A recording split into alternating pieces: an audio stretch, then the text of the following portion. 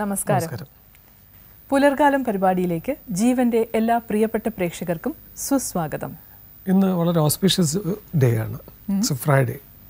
ഇപ്പോൾ ഒരു വീക്കെൻഡിലേക്ക് ഇനി ഒരു ദിവസം കൂടെ മാത്രമേ ഉള്ളൂ. നമുക്കൊരു വീക്കെൻഡ് പറയുമ്പോൾ ഗൾഫിലൊക്കെ വീക്കെൻഡ് അവർ ആഘോഷിച്ചുകൊണ്ടിരിക്കുന്ന ഒരു ദിവസം. അതെ, അത് മാത്രമല്ല ഫ്രൈഡേ കംപ്ലീറ്റ് ആയിട്ടും ദേവിയുടെ ഒരു ദിവസമാണ്. അതുകൊണ്ട് തന്നെ ദൈവികമായിട്ടുള്ള കാര്യങ്ങൾ അതെ ഏറ്റവും നല്ല ദിവസം പറയുന്നത്. അതുകൊണ്ട് തന്നെ വളരെ ലക്കി ഡേ ആയിരിക്കും. നല്ല നല്ല കാര്യങ്ങൾ ചെയ്യാൻ പറ്റിയ ഒരു ദിവസമാണ്. Pink is supposed to be the best colour for Friday. Lucky colour on Friday. അപ്പോൾ നോട്ട് ചെയ്യുക, ഇന്നത്തെ ദിവസം നിങ്ങൾക്ക് ഏതെങ്കിലും നല്ല കാര്യങ്ങൾ നടക്കാനൊക്കെ ഉണ്ടെങ്കിൽ പിങ്ക് കളറിലുള്ള വസ്ത്രധാരണമോ അതുമായിട്ട് എന്തെങ്കിലും ബന്ധപ്പെട്ടൊക്കെ ചെയ്ത് പിങ്ക് ടവൽസ് വിരിക്കുക. ഒരു കഴിഞ്ഞ ദിവസങ്ങളുള്ളതുപോലത്തെ ഒരു കളർ അല്ലാതെ വീടിനെ കുറച്ചുകൂടെ ഒരു പിങ്കിഷ് അതെ ടോൺ. ഒരു നല്ലൊരു ദിവസം ആവട്ടെ എന്ന് നമ്മൾ ആശംസിക്കുന്നു. നല്ലൊരു പുലർക്കാലം നിങ്ങൾക്ക് ആശംസിച്ചുകൊണ്ട് have A wonderful day with us. പുലർകാലം.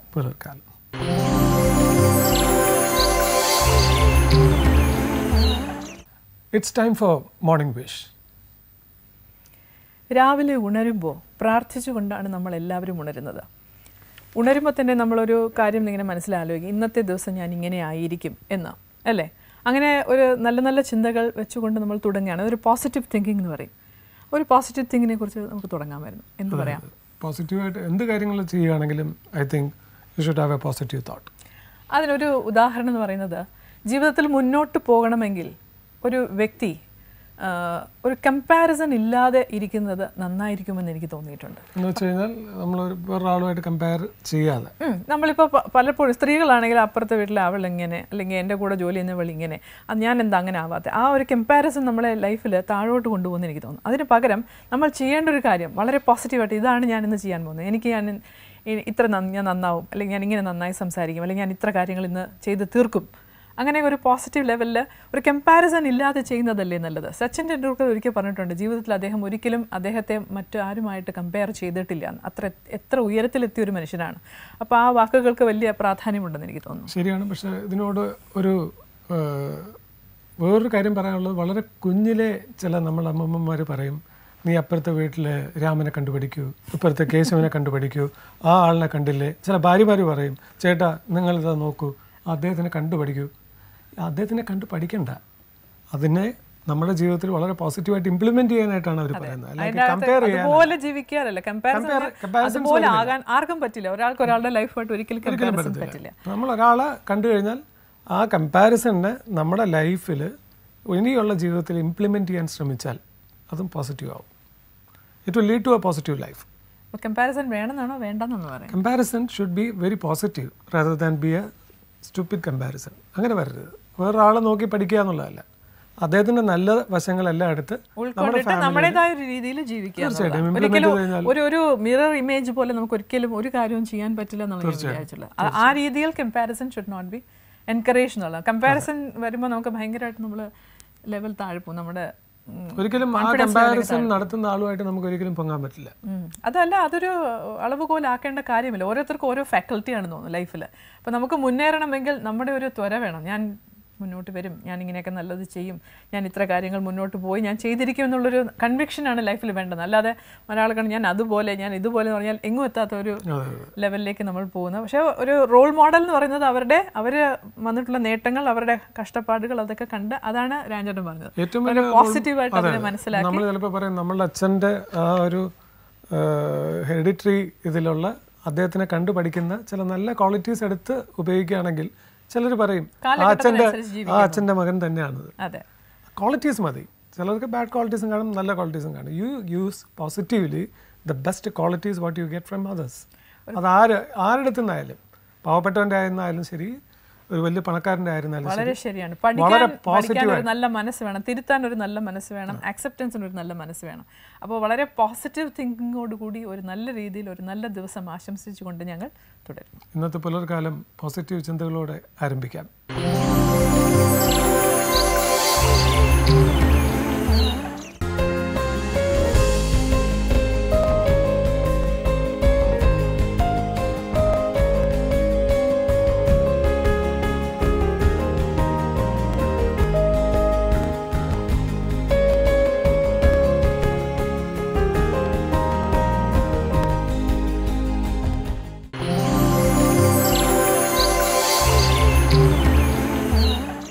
മലയാള സീരിയലിൽ ആദ്യകാലത്തൊക്കെ എൻ്റെ തുടക്കകാലത്തൊക്കെ കൂടുതലും സ്ത്രീ കഥാപാത്രങ്ങൾക്കാണ് ഏറ്റവും കൂടുതൽ ഇമ്പോർട്ടൻസ് ഉണ്ടായിരുന്നത്. പക്ഷേ ക്രമേണ എനിക്ക് തോന്നുന്നു ഇപ്പോൾ സ്ത്രീകൾക്കുള്ളതുപോലെ തന്നെ പ്രാമുഖ്യം പുരുഷ കഥാപാത്രങ്ങൾക്കുണ്ട്. വളരെ നട്ടലുറപ്പുള്ള അല്ലേ, സ്മാർട്ടായിട്ടുള്ള ഒരുപാട് കഥാപാത്രങ്ങളുണ്ട്.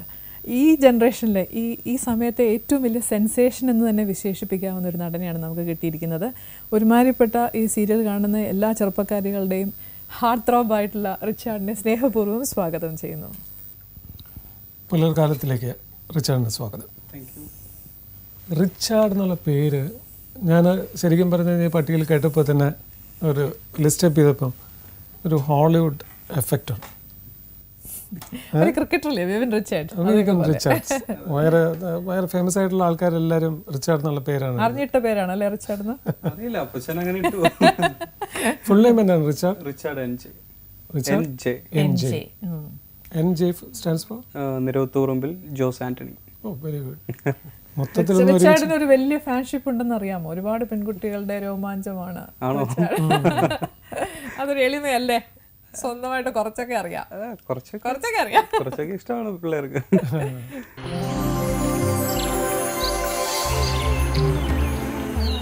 തുടക്കം എങ്ങനെയായിരുന്നു റിച്ചാർഡ്? തുടക്കം അഭിനയത്തിലോട്ട് എങ്ങനെ വന്നു?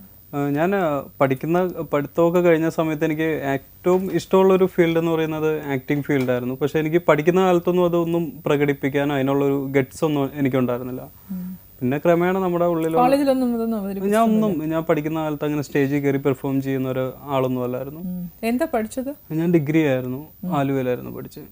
അത് കഴിഞ്ഞ് ഞാൻ പഠിത്തമൊക്കെ കഴിഞ്ഞ് അഭിനയത്തിന്റെ പുറകെ ഒരുപാട് സ്ഥലങ്ങളിൽ ചാൻസ് ഒക്കെ അന്വേഷിച്ചു. സിനിമയുടെ പുറകെയൊക്കെ ഒത്തിരി ആൾ നടന്നു. ഏത് സംവിധായകനാണ് ആദ്യം കണ്ടത് അഭിനയിക്കാനായിട്ട്? ആ സംവിധായകനും ഒന്നും ചെയ്തിട്ടില്ല അങ്ങനെ പേരെടുത്ത് പറയാനായിട്ട്. കാരണം നമ്മളൊക്കെ ഇതിന്റെ പുറകെ നടക്കുന്ന സമയത്ത് സംവിധായകന്മാരും ഒരു പടം ചെയ്യാനായിട്ട് നടക്കുന്നു. അപ്പൊ നമ്മൾ അതിന്റെ കൂടെ നടക്കുന്നു. അതൊന്നും സക്സസ് ആവാതെ ഒരിടയ്ക്ക് അങ്ങനെ പുതിയ പടങ്ങള് പുതിയ ഡയറക്ടറും ആക്ടറും അങ്ങനെയൊക്കെ വരുന്നൊരു സമയം ഉണ്ടായിരുന്നു. പക്ഷെ സിനിമയിലൊന്നും നമുക്ക് ഉദ്ദേശിച്ച ഒരു അവസരങ്ങൾ കിട്ടാതെ വന്നപ്പോൾ എൻ്റെ ഒരു സുഹൃത്ത് വഴി ഞാൻ ഫസ്റ്റ് ചെയ്ത ഒരു പ്രൊജക്റ്റ് ഉണ്ട്. AM നസീർ സാർ ഡയറക്റ്റ് ചെയ്ത പട്ടുസാരി. അതിൻ്റെ ഒരു ഓഡീഷൻ ഉണ്ടെന്ന് ഞാൻ അറിഞ്ഞു. അത് അറ്റൻഡ് ചെയ്തു. എൻ്റെ ഭാഗ്യത്തിന് എനിക്കതിൽ എന്നെ കാസ്റ്റ് ചെയ്തു. അങ്ങനെ ഞാൻ സീരിയലിലേക്കുള്ള ഒരു തുടക്കം. അത് എൻ്റെ ഒരു ഗുരു സ്ഥാനീയൻ എന്ന് പറയുന്നത് AM നസീർ. അതിനു മുമ്പും ഈ പറയുന്ന പോലെ ആ ഒരു ഓഡീഷന് മുമ്പും ഒത്തിരി ഓഡീഷൻസ് അറ്റൻഡ് ചെയ്തിട്ടുണ്ട്, മലയാളവും തമിഴും ഒക്കെ ചെയ്ത്. അതുകൊണ്ട് എനിക്ക് അതൊരു സ്പെഷ്യൽ എക്സ്പീരിയൻസ് ഒന്നും എന്താന്ന് വെച്ചാൽ അവരൊരു സീൻ തരും, നമ്മളത് അഭിനയിച്ച് കാണിക്കുക. സീരിയലിലേക്ക് ഒരാളെ കാസ്റ്റ് ചെയ്യുന്നത് അവര് ഓഡിഷൻ നടത്തി ചാനലിലോട്ട് അയച്ച് ചാനല് സമ്മതിച്ചാലാണ് കാസ്റ്റ് ചെയ്യുന്നത്. അങ്ങനെ അത് എല്ലാ ചാനലിലും അങ്ങനെ. അപ്പൊ അങ്ങനെ ഒരു നല്ല എക്സ്പീരിയൻസ് ആയിരുന്നു. നല്ല. പക്ഷെ എനിക്ക് ഏറ്റവും വലിയ സന്തോഷമുള്ളതെന്ന് വെച്ചാൽ സീരിയൽ രംഗത്ത് ഏറ്റവും എക്സ്പീരിയൻസ് ഉള്ള ഒരു ഡയറക്ടറിന്റെ കൂടെ വർക്ക് ചെയ്യാൻ പറ്റി. അതൊരു വലിയ സന്തോഷമാണ്. റിച്ചാർഡ് ഇപ്പോൾ എത്ര വർഷമായി ഇപ്പോൾ ഇതിൽ ഈ ഫീൽഡിലോട്ട് വന്നിട്ട്? ഞാൻ എൻ്റെ ഫസ്റ്റ് സീരിയൽ ടെലികാസ്റ്റ് ചെയ്ത് തുടങ്ങിയത് 2012 ഡിസംബർ ആണെന്ന് തോന്നുന്നു. 2012. അപ്പോൾ ഇത്ര കാലത്തിനിടയിൽ ഒരു നല്ല അനുഭവം പറയുകയാണെങ്കിൽ, മെമ്മറബിൾ ആയിട്ട് ഞാൻ എന്നും മനസ്സിൽ സൂക്ഷിക്കുന്ന ഒരു നിമിഷം അങ്ങനെയൊക്കെ ഉണ്ടാവില്ലേ അല്ലേ? സാധാരണ എല്ലാ നിമിഷങ്ങളും അത് കഴിഞ്ഞിട്ട് വന്നേക്കുന്ന എല്ലാ നിമിഷങ്ങളും നല്ല നിമിഷങ്ങളാണ്. അങ്ങനെ പ്രത്യേകിച്ച് ഒരു നല്ല നിമിഷം. ഒരു ഫസ്റ്റ് ഹീറോയിൻ ആരായിരുന്നു? എങ്ങനെയായിരുന്നു? How did you react with the heroine? First ഈ സീരിയലിലുള്ളത് അല്ല, ഇങ്ങനെ അഭിനയ മോഹങ്ങളുമായിട്ട് വരുന്ന ചെറുപ്പക്കാർക്ക് പല സ്വപ്നങ്ങളാണല്ലോ. ഞാൻ ഇങ്ങനെ ചെയ്യും, അങ്ങനെ. നമ്മുടെ മനസ്സിൽ ഏറ്റവും വലിയ ഹീറോയിൻസ് ഒക്കെ ആയിരിക്കും നമ്മുടെ മനസ്സിൽ വരുന്നത്. നമ്മളൊരു ഹീറോ ആയിട്ടോ ഹീറോയിൻ ആയിട്ടൊക്കെ വരുമ്പോൾ എന്താണ് അവസ്ഥ എന്നാണ് അദ്ദേഹം ചോദിച്ചത്. നമ്മൾ എന്താ പറയുക, ഈ സ്വപ്നം കാണുന്ന ഒരു മേഖലയിൽ നമുക്ക് പ്രവർത്തിക്കാൻ കഴിയാന്ന് പറയുന്ന ഒരാളെ സംബന്ധിച്ച് ഒരു വലിയൊരു ഭാഗ്യമാണ്. സ്വപ്നം കാണുന്ന ഒരു മേഖലയിൽ വർക്ക് ചെയ്യാൻ പറ്റുക, അതിലൂടെ നമ്മൾ സമ്പാദിക്കുക. ആ ഒരു എന്താ പറയാ, ഒരു സാറ്റിസ്ഫാക്ഷനാണ്. അപ്പോൾ നമ്മൾ ആഗ്രഹിക്കുന്ന ലൈഫ് നമുക്ക് ദൈവം തരുന്നു, ആ ഒരു സന്തോഷം. അതെ, ഒരു കലാകാരൻ്റെ ഒരു ഏറ്റവും വലിയൊരു അഭിമാനം, സ്വകാര്യമായിട്ടുള്ള അഭിമാനം. കുറച്ചാണ് സമ്പാദിക്കുന്നതെങ്കിൽ കുറച്ചാണ് നമ്മൾ വർക്ക് ചെയ്യുന്നതിൽ അതിൻ്റെ ഒരു സാറ്റിസ്ഫാക്ഷൻ അല്ലേ? റിച്ചാർഡ് ഞാൻ അറിഞ്ഞത് നല്ലൊരു ബിസിനസ്മാനാണ് അല്ലേ? ഫാമിലി ബിസിനസ് ഉണ്ട്. അച്ഛനും അപ്പച്ചൻ ബിസിനസ്സുകാരൻ. അപ്പച്ചൻ തന്നെ ശരിക്കും പിന്നെ അങ്ങനെയാണെങ്കിൽ ഒരു ചെറിയൊരു ചോദ്യം, കറങ്ങുന്ന ചെയറിലിരുന്ന് സെക്രട്ടറിയായിട്ട് ലെറ്റർ ഡിക്റ്റേറ്റ് ചെയ്യേണ്ട സമയത്ത് സിനിമയിലും സീരിയലിൽ അഭിനയിക്കുമ്പോൾ എന്ത് ഡിഫറൻസ് തോന്നുന്നു? Whether you like the executive chair or ഈ താരാധിപത്യമുള്ള താര കസേരയാണ്? ഇതെന്താണെന്ന് വെച്ച് കഴിഞ്ഞാൽ ഈ ബിസിനസ് എന്ന് പറയുന്നത് ഫാദറായിട്ട് തുടങ്ങി അത് കണ്ടിന്യൂ ചെയ്തു പോവുകയാണെങ്കിൽ നല്ലതാണ്. പക്ഷെ നമുക്ക് എല്ലാവർക്കും നമ്മൾ ജീവിക്കുന്നതെല്ലാം നമ്മുടെ മനസ്സിന് ഇഷ്ടമുള്ള ഒരു കാര്യങ്ങൾ ചെയ്യുക. അപ്പോൾ ഈവൻ എന്ത് ജോലി ചെയ്താലും അല്ലെങ്കിൽ ഒരു വണ്ടി മേടിച്ചാലും അല്ലെങ്കിൽ ഡ്രസ്സ് എടുത്താലും നമ്മുടെ ഇഷ്ടത്തിനുള്ള കാര്യങ്ങൾ ചെയ്യാനാണ് നമ്മൾ ആഗ്രഹിക്കുന്നത്. അപ്പോൾ എൻ്റെ ഒരു ഇഷ്ടം എന്ന് പറഞ്ഞു കഴിഞ്ഞാൽ എനിക്ക് ഒരു നടനായി ജീവിക്കാനായിരുന്നു എനിക്ക് ആഗ്രഹം ഇനിയും. അപ്പോൾ കണ്ടിന്യൂ ചെയ്യണം, ഇതിൽ തന്നെ നിൽക്കണമെന്നാണ് ആഗ്രഹം. അപ്പോൾ അതുകൊണ്ട് എനിക്കിഷ്ടമുള്ള. എത്ര സപ്പോർട്ട് ചെയ്തിരുന്നു ഫാമിലിയിൽ നിന്ന്? അങ്ങനെ വലിയ കാര്യമായിട്ട് സപ്പോർട്ടൊന്നും ഉണ്ടായിരുന്നില്ല. കാരണം ഒരു അഭിനയിക്കാൻ നടക്കുന്ന ആളുടെ ഒരു ലൈഫ് എന്ന് പറഞ്ഞു കഴിഞ്ഞാൽ ലക്ഷക്കണക്കിന് ആൾക്കാർ ഈ ഒരു ഏജ് ഗ്രൂപ്പിൽ അഭിനയിക്കാൻ വേണ്ടി നടക്കുന്നവരുണ്ട്. അതിൽ വളരെ ചുരുക്കം ആൾക്കാർ മാത്രമേ ഇതിലൊരു എന്താ പറയുക 4 ആൾ തിരിച്ചറിയുന്ന ഒരു നടൻ പോലും ആവത്തുള്ളൂ. അപ്പോൾ വീട്ടിൽ നിന്നൊന്നും എന്നെ വലിയ കാര്യമായിട്ട് സപ്പോർട്ട് ചെയ്തിട്ടില്ല. പക്ഷെ ഇപ്പോൾ കുഴപ്പമില്ല, നന്നായിട്ട് പോകുന്നു. ഇപ്പൊ സ്വീകരണ മുറിയിൽ അച്ഛനും അമ്മയും കൂടി ഇരുന്നാണോ സീരിയൽ കാണുന്നത്? അതോ എല്ലാവരും വിമർശിക്കാറുണ്ടോ? വിമർശിക്കാറുണ്ട്, നല്ല വിമർശനങ്ങൾ. അതെങ്ങനെ ഉൾക്കൊള്ളുന്നത് എങ്ങനെയാണ് അത്? അപ്പം ഞാനത് വലിയ കാര്യമായിട്ട് മൈൻഡ് ചെയ്തില്ലെങ്കിലും ഞാൻ തന്നെ ഓരോ സീൻ കാണുമ്പോഴും നമുക്കറിയാമല്ലോ, നമ്മളെല്ലാവരും ജഡ്ജ് ചെയ്യും നമ്മളെക്കുറിച്ച് ആണെങ്കിലും മറ്റൊരു ആർട്ടിസ്റ്റിനെ കാണുമ്പോഴും. അതുപോലെ എൻ്റെ ഒരു സീൻ കാണുമ്പോഴോ അല്ല ഒരു എപ്പിസോഡിൽ വരുമ്പോഴും ഞാൻ എൻ്റെ മിസ്റ്റേക്സ് ഞാൻ നോക്കാറുണ്ട്. വളരെ സിമ്പിളായിട്ടൊരു ചോദ്യം ചെയ്യും. ഈ പുലർക്കാലം മോർണിംഗ് സെഗ്മെൻ്റാണ്, ഉണരുന്ന ഒരു സെഗ്മെൻ്റാണ് പുലർക്കാലം. റിച്ചാർഡിൻ്റെ ഒരു രാവിലത്തെ ഒരു പ്രഭാതം, ഒരു ഷെയറിങ് എങ്ങനെയാണ്? 7 മണിക്കാണോ 7:30ക്കാണോ? ഷൂട്ടുള്ള ദിവസം ഞാൻ നേരത്തെ എഴുന്നേക്കാറുണ്ട്. ഒരു 8 മണിക്ക് ഷൂട്ടുള്ളെങ്കിൽ നമ്മളൊരു 6 മണിക്കെങ്കിലും എഴുന്നേറ്റ് റെഡിയായി 6:30 ലൊക്കേഷനിലെത്തണം. ചിലപ്പോൾ നമ്മുടെ ഉച്ച കഴിഞ്ഞിട്ടായിരിക്കും ഷൂട്ട് എടുക്കുന്നത്. വീട്ടിലോ? എനിക്ക് ഷൂട്ടില്ലാത്ത സമയത്ത് ഞാൻ മാക്സിമം ഉറങ്ങി മതിയാകുമ്പോഴേ എഴുന്നേക്കാറുള്ളൂ. ഒരു 10 മണി. അതാ ഞാൻ ചോദിച്ചത്, നടന്റെ സൺറൈസ് എന്ന് പറയുന്നത് 10 മണിക്കാണ്. ഞാൻ പറഞ്ഞില്ലേ, പിന്നെ ചില സമയത്ത് ജിമ്മിലൊക്കെ പോകാൻ തോന്നുന്ന സമയത്ത് കുറച്ചുകൂടെ നേരത്തെ എഴുന്നേറ്റ് വല്ലപ്പോഴും. അങ്ങനെയല്ല, അങ്ങനെ എന്തെങ്കിലും ആവശ്യമുണ്ടെങ്കിൽ കറക്റ്റ് നേരത്തെ എഴുന്നേക്കും. അല്ലേ എനിക്ക് ഉറക്കം മതിയാകുമ്പോഴേ ഞാൻ എഴുന്നേക്കും. ഒരിക്കലും ഷൂട്ടിംഗ് ഇല്ലാത്തൊരു സമയത്ത് രാവിലെ 5 മണിക്ക് എണീക്കത്തില്ല. മടിയാ എനിക്ക്. ഒന്നാമത്തെ എനിക്ക് രാത്രി എഴുന്നേക്കാൻ മടിയാ. പകല് വെളുപ്പിന് എഴുന്നേക്കുന്ന മടിയാ. രാത്രി എത്ര ടൈം വേണേലും എനിക്ക് സ്പെൻഡ് ചെയ്യുന്നതിന്. ജീവന്റെ സൂര്യോദയം എന്ന് പറയുന്നത് 7:30 മണിക്കാണ്. അപ്പൊ ഇതെന്തായാലും നേരത്തെ 7:30ക്ക് പുലർക്കാലത്തിനോടൊപ്പം എണീക്കണം. കോഫി വെച്ചുകൊണ്ട് കാണുക.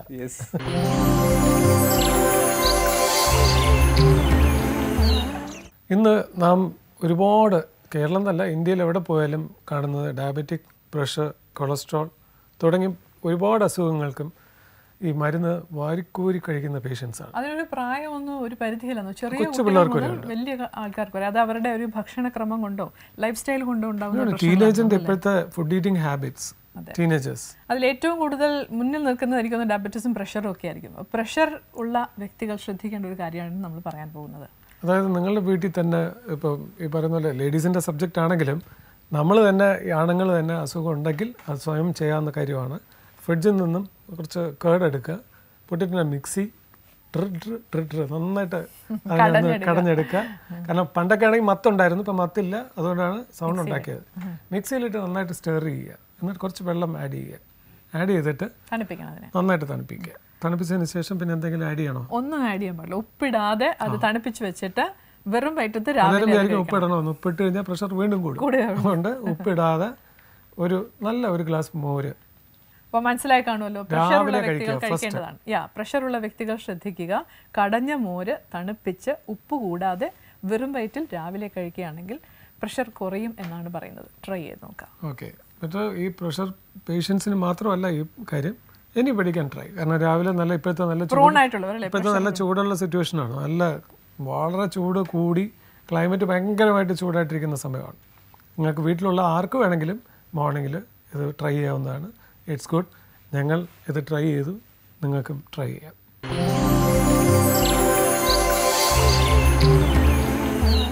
സാധാരണ പെൺകുട്ടികൾക്ക് ഒരു ഇമേജ് ഉണ്ട്, ഇത് ഞാൻ ഇഷ്ടപ്പെടുന്ന ഒരാളാണ്, അയാൾ കല്യാണം കഴിക്കാൻ പാടില്ല. അങ്ങനെ വലിയ താരങ്ങളൊക്കെ കല്യാണം കഴിച്ചു കഴിഞ്ഞാൽ വലിയ മനസ്സുടഞ്ഞു പോകുന്ന ഒരുപാട് ആരാധികമാരുണ്ട്. ഇവിടെ റിച്ചാർഡിൻ്റെ ആരാധികമാരോട് ഞാനൊരു ക്ഷമ ചോദിച്ചുകൊണ്ട് ഞാൻ പറയുകയാണ്, റിച്ചാർഡ് ഈ അടുത്ത കാലത്താണ് വിവാഹിതനായത്, അതിനെക്കുറിച്ച് പറയും. വൈഫ് അഡ്വക്കേറ്റ് ആണ്. ലവ് മാരേജ് ആയിരുന്നു, അറേഞ്ച് മാരേജ്? രണ്ടും കുഴപ്പമില്ലാതെ പോയി. അതെ, അതൊരു അതിനകത്തൊരു ഉരുണ്ട് കളി ഉണ്ടല്ലോ. പ്രിയപ്പോൾ പറവൂർ കോർട്ടിലാണ്. നമ്മൾ ഈ സിനിമയിലൊക്കെ കണ്ടിട്ടുണ്ട്, പള്ളിയിൽ അച്ഛൻ ചോദിക്കും, പ്രിയ പോളിനെ വിവാഹം കഴിക്കാൻ റിച്ചാർഡ് മോനെ നിനക്ക് സമ്മതമാണോ? സമ്മതമാണ്. പ്രിയ പോളിനെ ചോദിക്കും, ഈ സുമുഖനും സുന്ദരനുമായ ചെറുപ്പക്കാരനെ ആ ജീവിതാന്തകാലം സഹിക്കാൻ നീ തയ്യാറാണോ? സമ്മതമാണല്ലോ, അതുകൊണ്ടാണല്ലോ കല്യാണം നടന്നത്. അല്ലല്ല, ഇത് ലവ് മാരേജ് ആയിരുന്നോ? എവിടെ കണ്ടു പ്രിയെ? അതൊന്നും പറയില്ല. അതൊക്കെ പറയണോ? ഞങ്ങൾക്ക് അറിയണ്ടേ അതൊക്കെ? പറയാൻ പറ്റില്ല. ഓക്കെ, അത് വളരെ സ്വകാര്യമായി സൂക്ഷിക്കുന്ന ഒരു സീക്രട്ട് ആണ്. ഞങ്ങളെ റേറ്റിംഗിൽ ഏറ്റവും വലിയൊരു കാര്യം എന്ന് പറയുന്നത് അല്ല, ഞാൻ ചോദിച്ച റിച്ചാർഡിന്, ഇപ്പം ഞാൻ പൊതുവെ സൗന്ദര്യമാണ് പെൺപിള്ളേർ ഇപ്പം നോക്കിക്കാണുന്നത് കോളേജിൽ. സോ അപ്പോൾ ഒരുപാട് പേർക്ക് ഒരു ലവ് അറ്റ് ഫസ്റ്റ് സൈറ്റ് ഒക്കെ വളരെ സിമ്പിളായിട്ട് പറയുന്നതൊക്കെ വളരെ ക്ലീശയായ വാക്കുകളാണ്. പക്ഷേ റിച്ചാർഡിനെ കണ്ടു കഴിഞ്ഞാൽ ആരും ഒന്ന് വന്ന് ചോദിക്കും, എന്താണ് ഗ്ലാമറിന്റെ രഹസ്യം? നല്ല ചിരി. ഞാൻ ഒരു കാര്യം പറയാം, ഈ എല്ലാം കൊണ്ടും സീരിയലില് ഒരു കഥാപാത്രമായിട്ട് നിന്ന് കഴിഞ്ഞാൽ എല്ലാ സ്ത്രീകളും ഇഷ്ടപ്പെടും. നമ്മൾ ഇപ്പോഴത്തെ ഞാൻ കാണുന്നത് എല്ലാ പെൺകുട്ടികളും ആണുങ്ങളും പ്രേമിക്കാൻ ഏറ്റവും നല്ല ഭംഗിയൊക്കെ ഉള്ള കറങ്ങി നടക്കാനുള്ള ആളെ ചൂസ് ചെയ്താൽ പോലും യഥാർത്ഥ ഒരു ലൈഫിലേക്ക് എപ്പോഴും ഒരു ഫിനാൻഷ്യലി, പിന്നെ വിദ്യാഭ്യാസം, ഫാമിലി ഇതൊക്കെ നോക്കിയിട്ട് ഇപ്പൊ മെജോറിറ്റി ആൾക്കാരും കല്യാണം കഴിക്കുന്നതെന്ന് തോന്നുന്നു. പ്രാക്ടിക്കലി അവർ കുറച്ചുകൂടെ ബാങ്കിൽ എത്ര ബാലൻസ് ഉണ്ട് അത് പുറത്ത് പറഞ്ഞാൽ ഒന്നുമില്ല. ഏറ്റവും കൂടുതൽ ഇഷ്ടമുള്ള ആഹാരം എന്താ? പേഴ്സിൽ നിന്ന് ഒരു 100 രൂപ എടുത്തു കഴിഞ്ഞാൽ ഏറ്റവും വളരെ ഇൻട്രസ്റ്റിംഗ് ആയിട്ട് കഴിക്കാൻ പറ്റുന്ന ഫുഡ്? കപ്പയും ഇറച്ചിയോ മീനോ അങ്ങനെ എന്തെങ്കിലും. കപ്പ എനിക്ക് ഭയങ്കര ഇഷ്ടം. മിസ്സസ് എങ്ങനെയാണ്, ഷെയറിംഗ് ആണോ അതൊക്കെ ഫുഡ്? നിങ്ങൾ വീട്ടില് നല്ല നാടൻ ഫുഡൊക്കെ ഒത്തിരി ഉണ്ടാക്കാറുണ്ട്. കുക്ക് ചെയ്യാറുണ്ട്. എന്ത് കുക്ക് ചെയ്യും? നൂഡിൽസ് അല്ല, ചിക്കൻ, ബീഫ്, അത്യാവശ്യം വേണ്ടല്ല. ഭാര്യയമ്മയൊക്കെ സഹായിക്കാറുണ്ട്. ദൈവമേ, ഇതൊന്ന് സത്യമായിരിക്കണേ. സത്യമാണ്. നമ്മൾ രാപ്പുകാലിലും മമ്മൂട്ടിയെ പോലെ എന്റെ ഹസ്ബൻഡ് ഒരു 1000 പ്രാവശ്യം എല്ലാവരോടും പറയും, ഞാൻ താരയെ സഹായിക്കാറുണ്ട്, ദോശ ഉണ്ടാക്കും, നൂഡിൽസ് ഉണ്ടാക്കും, അടുക്കള വൃത്തികേടാക്കും. അതുപോലെയാണോ? അത്രയെങ്കിലും ചെയ്യുന്നുണ്ടല്ലോ. അല്ല, എനിക്ക് കുക്കിംഗ് ഇഷ്ടമാണ്, അതുകൊണ്ട് ചെയ്യുന്നു. ഇഷ്ടമുള്ള കാര്യം ആയതുകൊണ്ട് ചെയ്യുന്നു, അല്ലാതെ അതൊരു വലിയൊരു സംഭവമായിട്ട് കാണുന്നില്ല. ഞാൻ ചില സമയത്ത് കാണുന്നത്, നമ്മളൊരു ചാനലില് ഞങ്ങൾ അവതാരകരുടെ കസേരയിലിരുന്നുകൊണ്ട് പറയാൻ പാടില്ല, ഞാൻ കാണുമ്പോൾ തേങ്ങ ചുരണ്ടാനൊക്കെ വളരെ സമയമെടുക്കും താരയുടെ, വളരെ. അപ്പം നമുക്ക് തന്നെ പാത്തറ്റിക്കായിട്ട് തോന്നിയിട്ട് ഞാൻ ഒരു ദിവസം ഞാനിരുന്നു, എൻ്റെ തലയിലൊക്കെ കെട്ടൊക്കെ കെട്ടി സിനിമയിലെ കാണും. പിന്നെ സൈഡിൽ നോക്കിയപ്പോഴാണ് പറഞ്ഞത്, ആ ഒരു 10-12 തേങ്ങ.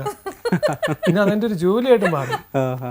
അപ്പം മറ്റ് എപ്പോഴും ഒരു ഭാര്യ ഭർത്താവ് ആണെങ്കിലും എപ്പോഴും അതൊരു ഷെയറിംഗ് ആയിട്ട് പോകുന്നത് വളരെ സന്തോഷകരമായ ഒരു കാര്യമാണ്. പിന്നെ വയസ്സ് വരെ എൻ്റെ ഫാദർ നന്നായിട്ട് എൻ്റെ ഫാദർ നന്നായിട്ട് കുക്ക് ചെയ്യുന്ന ഒരാളാണ്. അപ്പോൾ അപ്പച്ചൻ ചെയ്യുന്ന കണ്ട്. അച്ഛൻ്റെ പേര് ജോസ് ആന്റണി. അമ്മയോ? ഈസ്റ്റർ ഒക്കെ വരുമ്പോൾ നിങ്ങൾ ഇങ്ങനെ ഒരുമിച്ചിരുന്ന് എല്ലാവരും ഒരുമിച്ചിരുന്ന് ആഹാരമൊക്കെ കഴിച്ചു. അങ്ങനെ എല്ലാവരും എല്ലാത്തിലും കൂടി ഒരു രസമാണ്. അങ്ങനെ ഒരു ലൈഫാണ്. ഫാമിലി ഏറ്റവും കൂടുതൽ മെമ്മറബിൾ ആയിട്ട് തോന്നിയിട്ടുള്ള ഒരു ഫെസ്റ്റിവൽ എന്താണ് ശരിക്കും? വീട്ടിൽ ഒരു എല്ലാവരും കൂടെ ഇരുന്ന്, ഓഫ് കോഴ്സ് ഈസ്റ്റർ നമുക്ക് വ്യാഴം ഒരുമിച്ചിരുന്ന് എല്ലാവരും ഒരുമിച്ചിരുന്ന് പ്രാർത്ഥനയും അതിന്റെ അതൊന്നും കുറവാ മിസ്സിംഗ്. ഒറ്റ മോനാണോ? സിസ്റ്ററുണ്ട്.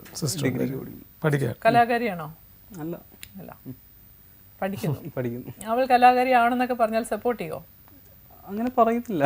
സപ്പോർട്ട് ഇതൊന്നും എന്നെ ആരും പറയത്തില്ല. അല്ല, അങ്ങനെയല്ല, എന്നെ ഇത് ആരും സപ്പോർട്ട് ചെയ്തിട്ടല്ല ഞാൻ ഈ ഒരു മേഖലയിലേക്ക് വന്നത്. നമ്മൾ ഒരാളെ സപ്പോർട്ട് ചെയ്തിട്ടൊന്നും കാര്യമില്ല. അയാളുടെ മനസ്സിൽ നിശ്ചയിച്ചിട്ടുണ്ടെങ്കിൽ അയാള് ആ ഒരു കാര്യത്തിന് എപ്പോഴും താങ്ക് യു. അതായത് അറേബ്യൻ കടൽ പോലെ ഉണ്ടെങ്കിലും നമുക്ക് അനുമതി കൂടെ നമുക്ക് കൈ കൊടുക്കാം. ആ ഒരു കാര്യത്തിലേ ഒരു ആണുങ്ങൾക്ക് എപ്പോഴും സെൽഫ് മെയ്ഡായിട്ട് വരുന്നത് വളരെ നല്ലതാണ്. ഇപ്പോൾ ഒരു ബോൺ ആക്ടർ എന്നൊക്കെ പറയണമെന്നുണ്ടെങ്കിൽ you have to work a lot. ഒരുപാട് ഡയറക്ടേഴ്സിനെ കാണണം, ഒരുപാട് സ്ക്രിപ്റ്റും ഒക്കെ കഴിയുമ്പോഴാണ് ഒരു ആക്ടർ ആവുന്നത്. സീരിയൽസിൽ റിച്ചാർഡ് ചെയ്ത ഇപ്പോൾ ഉള്ള ക്യാരക്ടേഴ്സ് എല്ലാം തന്നെ നേരത്തെ താര പറഞ്ഞ പോലെ തന്നെ സ്ത്രീകൾക്ക് എല്ലാവർക്കും ഇഷ്ടപ്പെടുന്ന രീതിയിലുള്ള ഒരു ആക്ടിങ് ട്രെൻഡ് തന്നെയാണെന്ന് വെച്ചോളൂ. ഞാൻ ചോദിക്കുന്നത്, റിച്ചാർഡിൻ്റെ സൗന്ദര്യം വലിയ തിയേറ്ററുകളിലേക്ക് സമ്മാനിച്ചൂടെ? അല്ല, എനിക്ക് ഞാൻ പറഞ്ഞില്ലേ, എനിക്ക് ശരിക്കും പറഞ്ഞ സിനിമയോട് ഒരുപാട് ഇഷ്ടമുണ്ടായിരുന്നു. ഞാൻ ആദ്യം ശ്രമിച്ചതും സിനിമയിൽ എന്തെങ്കിലുമൊക്കെ ആവാൻ വേണ്ടിയിട്ടായിരുന്നു. എനിക്ക് അതിൽ നല്ല അവസരങ്ങൾ കിട്ടാത്തത് കൊണ്ടാണ് സീരിയല് മോശമാണെന്നല്ല പറഞ്ഞു, ഞാൻ സീരിയല് ചൂസ് ചെയ്തത്. എന്തുകൊണ്ടാണ് അവിടെ അവസരങ്ങൾ കിട്ടാതെ പോയത്? സെൽഫ് അനാലിസിസ് സ്വന്തമായിട്ട്. ഞാൻ ഇതുവരെ ഒരു നല്ലൊരു ഡയറക്ടറെ എനിക്ക് കാണാനുള്ള ഒരു അവസരം കിട്ടിയിട്ടില്ല. ഇപ്പോൾ ഈ പ്രോഗ്രാം കാണുന്ന എല്ലാ ഡയറക്ടേഴ്സും പ്ലീസ് നിങ്ങളുടെ 2 കണ്ണുകളും ഫോക്കസ് ടു. അല്ല, ഞാൻ പറയുന്നത് വലിയൊരു ഡയറക്ടറിന്റെ അടുത്ത് നമ്മൾ എത്തിപ്പെടുക എന്ന് പറയുന്നത് കുറച്ച് സ്ട്രഗിളാണ്. കാരണം നേരിട്ട് നമുക്ക് അവരായിട്ട് കോണ്ടാക്ട് ചെയ്യാൻ പറ്റത്തില്ല. പിന്നെ ഈ വരുന്നതൊക്കെ പുതിയതായി സിനിമ ചെയ്യാൻ വരുന്ന ഡയറക്ടേഴ്സിനെയൊക്കെയാണ് നമ്മൾ പരിചയപ്പെടുന്നത്. അവരും എത്രമാത്രം സക്സസ് ആവുമെന്ന് നമുക്ക് പറയാൻ പറ്റത്തില്ല.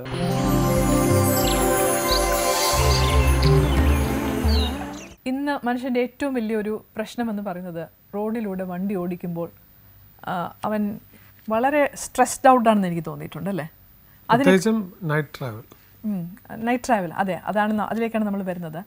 ഈ ട്രാഫിക് റൂൾസ് വയലേഷൻ ഒരു വലിയ പ്രശ്നം തന്നെയാണ്. പല സിറ്റികളിലും ഇന്ന് ഏറ്റവും കൂടുതൽ അധികാരികൾക്ക് തലവേദനയായിട്ടുള്ളത് ഈ ട്രാഫിക് റൂൾസിൻ്റെ വയലേഷൻ തന്നെയാണ്. ഇന്ന് നമ്മൾ സംസാരിക്കുന്നത് high beam violation. High beam violation എന്ന് പറയുന്നത് ഹൈ ബീം അലൗഡ് ആയിട്ടുള്ള സ്ഥലത്ത് മാത്രമേ അത് ഉപയോഗിക്കാവൂ എന്നുള്ളതാണ്. അതല്ലെങ്കിൽ പല അപകടങ്ങളുണ്ടാക്കാം. അല്ലേ? എതിരെ വരുന്ന വണ്ടിക്ക് കണ്ണ് കാണാതെ ഇപ്പോൾ ഡാഷ് ചെയ്ത് ആക്സിഡൻറ്റ്സ് ഉണ്ടാകുന്ന ഒരുപാട് അനവധി കേസുകൾ നമ്മൾ കേട്ടിട്ടുണ്ട്. അത് വളരെ സ്ട്രിക്റ്റ് ആയിട്ട് പാലിക്കേണ്ടത്. പല ആൾക്കാർക്കും അറിയാൻ പറ്റാത്തൊരു കാര്യം എന്ന് പറയുന്നത് നമ്മുടെ ഐറിസ് വളരെ ചെറിയൊരു ഗോളം അകത്തുണ്ട്. ഇത് ലൈറ്റ് അടിക്കുമ്പോൾ ഈ ഐറിസ് ഡയലേറ്റ് ചെയ്യുകയും അത് കോൺട്രാക്ട് ചെയ്യുകയും ചെയ്യും. പക്ഷേ രാത്രി ലൈറ്റ് അടിക്കുമ്പോൾ ഈ ഡയലേറ്റ് ചെയ്യുന്ന സാധനം പെട്ടെന്ന് ഡയലേറ്റ് ചെയ്യുകയും വളരെ പതുക്കെ കോൺട്രാക്ട് ചെയ്യുമ്പോൾ ഈ ഡ്രൈവറിന് ചില സ്ഥലത്ത് ടേണിങ്ങിലൊക്കെയാണ് അതൊരു വലിയ ഇഷ്യൂ ആയിട്ടൊക്കെ വരുന്നത്. അല്ലേ? സൈഡിലുള്ള ഒരു സ്കൂട്ടറിന് പോലും ഭയങ്കരമായിട്ട് ലൈറ്റ് അടിച്ചു കഴിഞ്ഞാൽ എതിരെ വരുന്ന വണ്ടികൾക്ക് എങ്ങോട്ട് പോകണം, ദിശ തെറ്റി ആക്സിഡന്റ് ഉണ്ടാവുന്നത് നമ്മൾ സാധാരണ കേൾക്കുന്ന ഒരു കാര്യം. അതുകൊണ്ടാണ് പലരും ഹൈ ബീം ഡിം ചെയ്ത് കാണിക്കുന്നത്. ഡിം ചെയ്ത് കാണിക്കുമ്പോൾ ഓട്ടോമാറ്റിക്കായിട്ട് അവരും ഡിം ചെയ്യും. അതൊരു ഡ്രൈവിംഗ് ഡീസൻസി ആണെന്ന് ഷെയറിംഗ് ഓഫ് പ്രോസസ്. അതെ, അപ്പോൾ അതൊരു നിർബന്ധമാണ്. അതിൻ്റെ വയലേഷൻ എന്ന് പറയുന്നത് ഹൈ ബീം ഉപയോഗിക്കാവുന്ന സ്ഥലത്ത് മാത്രമേ അത് ഉപയോഗിക്കാവൂ, അല്ലെങ്കിൽ അതൊരു മോട്ടോർ വെഹിക്കിൾ ആക്ട് പ്രകാരം അതൊരു വയലേഷൻ തന്നെയാണ്. അതിൻ്റെ ഫൈൻ എന്ന് പറയുന്നത് 100 രൂപയാണ്. 100 rupees. സോ ശ്രദ്ധിക്കുക, ഹൈ ബീം അരുതാത്ത സ്ഥലത്ത് ഉപയോഗിക്കാൻ പാടില്ല.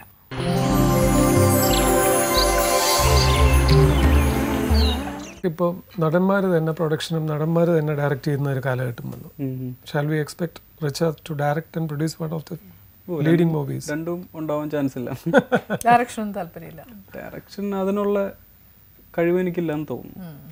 അല്ല, എനിക്ക് അഭിനയിക്കാൻ കഴിയും എന്ന് തോന്നിയ നിമിഷം, അതായത് നമ്മളിപ്പോൾ എനിക്കിതൊക്കെ ചെയ്യാൻ കഴിയും എന്ന് വിചാരിച്ചിട്ടായിരിക്കണമല്ലോ ഈ ഫീൽഡിലോട്ട് വന്നത്.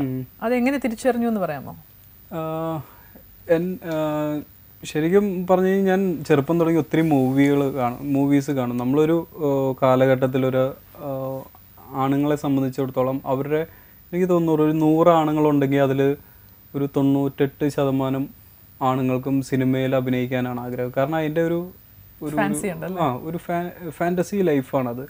അപ്പോൾ കുറച്ച് പേര് ഒരു കാലഘട്ടം വരെ അതിന് ശ്രമിക്കുന്നു, പിന്നെ അവർ ജോലി കുടുംബമായിട്ട് അതിൽ നിന്ന് മാറിപ്പോവും.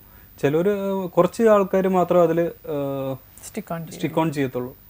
അതിലും വളരെ ന്യൂനപക്ഷമാണ് അതിൽ എത്തിച്ചേരാൻ സാധിക്കുന്നത്, പേരൊക്കെ ഉണ്ടാക്കാൻ പറ്റുന്നുള്ളൂ. ബാക്കിയുള്ളവർ ഈ സിനിമ കണ്ടിട്ടുള്ള ഒരു പശ്ചാത്തലത്തിലാണ് അഭിനയിക്കാൻ മോഹം വന്നത്. തീർച്ചയായിട്ടും അങ്ങനെയൊന്നുമില്ല. പക്ഷേ ഈ മമ്മൂട്ടിയുടെയും മോഹൻലാലിന്റെയും ഒക്കെ സിനിമകൾ കാണുമ്പോൾ നമ്മൾ അവർ ചെയ്തിരിക്കുന്ന വലിയ വലിയ റോളുകൾ കാണുമ്പോഴൊക്കെ നമുക്കും എന്തുകൊണ്ട് ചെയ്യാൻ പറ്റില്ല. ആ ഡയലോഗ്സ് ഒക്കെ വീട്ടില് കന്നഡ അങ്ങനെയൊന്നും ചെയ്യാറില്ല. പാടി അഭിനയിക്കാറുണ്ടോ? ഇല്ല. ലിപ് സിങ്ക് ചെയ്ത് പാട്ടൊക്കെ എല്ലാ നടന്മാർക്കും ആഗ്രഹം. എനിക്ക് അവസരമൊന്നും കിട്ടിയിട്ടില്ല. വീട്ടിൽ തന്നെ ഒരു പാട്ട് പ്ലേ ചെയ്തിട്ട് അതൊക്കെ എല്ലാരും ഉണ്ടാവുമല്ലോ. ചെയ്യാറുണ്ടോ അങ്ങനെ? യൂസ് ടു പ്രാക്ടീസ് അല്ല, അങ്ങനെ ചുമ്മാ ഒരു രസം അത്രേ. ഇപ്പോഴൊക്കെ ആണെങ്കിൽ നമുക്ക് വീഡിയോ ഉണ്ടല്ലോ എടുത്ത് നമുക്ക് അപ്പൊ തന്നെ ഒരു അതെ അതെ അതെ You can see the selfie itself. Wife ഇതൊക്കെ കണ്ട് ആസ്വദിച്ച് അഭിപ്രായമൊക്കെ പറയാറുണ്ടോ? ഇങ്ങനെ വലിയ അഭിപ്രായങ്ങളായിട്ടൊന്നും പറയാറില്ല. ഓക്കെ ഓക്കെ, ഒരു പ്രൊഫഷൻ എന്ന നിലയ്ക്ക് ഷീ റെസ്പെക്ട്സ് ഇറ്റ് അല്ലേ? ഗുഡ്. തിരിച്ചും നിങ്ങൾ അങ്ങോട്ട് അങ്ങനെ തന്നെ ആയിരിക്കണം അല്ലേ? അത് എനിക്കൊന്ന് ഒരു പുതിയ ന്യൂ ജനറേഷൻ്റെ ഒരു ഏറ്റവും വലിയൊരു പ്ലസ് പോയിന്റ്. റിച്ചാർഡുമായിട്ട് സംസാരിച്ചു പോകുന്ന സമയങ്ങളിലെല്ലാം ഞാൻ കാണുന്നത് റിച്ചാർഡ് ഒരു സ്ഥലത്ത് റിച്ചാർഡ് ഒരു ഡയറി റൈറ്റർ ആണെന്ന്, ഞാൻ സൈക്കോളജി അല്ല, ഡയറി ഒക്കെ എഴുതാറുണ്ട്. എഴുതാറില്ല? ഇല്ല ഇല്ല, ഒരു കുറിപ്പ് ഒന്നും എഴുതി വെക്കില്ല. ഇല്ല അങ്ങനെ ഒന്നുമില്ല. ലൈഫിൻ്റെ ഒരു കാരിയർ എവിടെ നിൽക്കുന്നു, ഇനി ഇപ്പം എങ്ങനെ പോകണം. ലൈഫ് നമുക്ക് എല്ലാവർക്കും ഒരു കാൽക്കുലേഷൻ ഉള്ളു. അത് അങ്ങനെ നമ്മൾ ഒത്തിരി എക്സ്പെക്ട് ചെയ്ത് അങ്ങ് പോവാറില്ല. ഒരു പായ്ക്കപ്പൽ പോലെ അങ്ങ് പോകുന്നു, കാറ്റടിച്ചതിന്റെ സ്ഥലത്തേക്ക് എത്തി. ആംബിഷ്യസ് ഒന്നും അല്ല അല്ലേ റിച്ചാർഡ്? എൻ്റെ ഒരു അംബീഷൻ ഇതായിരുന്നു, ഏറ്റവും വലിയൊരു ഡ്രീം എന്ന് പറയുന്ന ഒരു നാലാൾ അറിയുന്ന ഒരു ആക്ടർ ആവണം. അതായി ഇപ്പോൾ ഒരു നമ്മൾ ഒരു 100% ആഗ്രഹിച്ച ലൈഫിൽ എപ്പോഴും ഒരു 10% അല്ല ഒരു 5% എത്തത്തുള്ളൂ എന്ന് വിചാരിക്കും.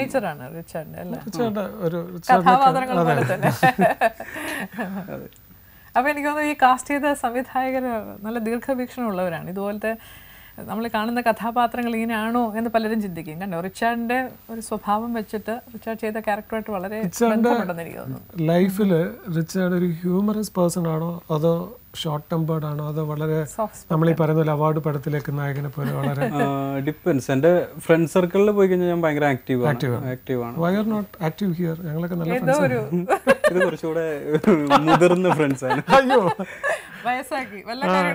മുതിർന്ന കുറച്ച് അത് കലക്കി. വേറെ എവിടെയാ ഈ ബിസിനസ് തലത്തിൽ വളരെ സീരിയസ് ആയിട്ടും? ഞാൻ എന്നേക്കാൾ കൂടുതൽ ഫാദറാണ് അതിന്റെ കാര്യങ്ങളൊക്കെ ചെയ്യുന്നത്. ഞാൻ സമയമുള്ളപ്പോൾ ഫ്രീ ആയിട്ട് കോമഡി ഒക്കെ അടിച്ചിരിക്കുന്നത് എപ്പോഴാണ്? വൈഫായിട്ട് ഒറ്റയ്ക്ക് ഇരിക്കുമ്പോൾ? ഞങ്ങള് ഷൂട്ടിംഗ് സെറ്റിൽ ഞങ്ങൾ രണ്ടുപേരും ഭയങ്കര കോമഡിയാണ്. കോമഡി അല്ല, റിച്ചാർഡ് സെറ്റില് വളരെ കോമഡിയൊക്കെ പറഞ്ഞു തമാശ. പല പ്രേക്ഷകർക്കും അറിയാൻ താല്പര്യമുള്ള ഒരു കാര്യം, ഈ ക്യാമറയുടെ മുൻപിൽ വന്ന് നിന്നു. സ്റ്റാർട്ട് ക്യാമറ, ഇപ്പം അത് ലൈറ്റ്സ്, സ്റ്റാർട്ട് ക്യാമറ, ആക്ഷൻ. ഈ സ്റ്റാർട്ട് ക്യാമറയ്ക്കും ആക്ഷൻ്റെ ഇടയ്ക്ക് ഒരു ചെറിയ മൊമെൻ്റ് ഓഫ് സൈലൻസ് ഉണ്ട്. ആ സൈലൻസിൽ റിച്ചാർഡ് എന്താലോചിക്കും? ആ കഥാപാത്രത്തിനെ കുറിച്ച് ആലോചിക്കുമോ അതോ നമ്മളെങ്ങനെ പറയണം, അങ്ങനെയുള്ള ഒരു വെപ്രാളം ഉണ്ടോ? എനിക്ക് ശരിക്കും പറഞ്ഞ ചെറിയൊരു വെപ്രാളം ഉണ്ടെന്ന് തോന്നുന്നു. എല്ലാ ആർട്ടിസ്റ്റുകളും അങ്ങനെ പറയും. സ്റ്റാർട്ട് ക്യാമറ ആക്ഷന്റെ ഇടയ്ക്ക് ഒരു ചെറിയൊരു മൊമെന്റ് ഓഫ് സൈലൻസ് ഉണ്ട്. But you have that now? ഞാൻ ചെറിയൊരു ടെൻഷനുള്ള ആളാണ്. ഞങ്ങൾക്ക് എല്ലാവർക്കും ഉണ്ട് കേട്ടോ ഇപ്പോഴും. ഞങ്ങളിപ്പോഴും ഞങ്ങളുടെ പ്രൊഡ്യൂസർ അവിടുന്ന് സ്റ്റാർട്ട് ക്യാമറ പറയുമ്പോൾ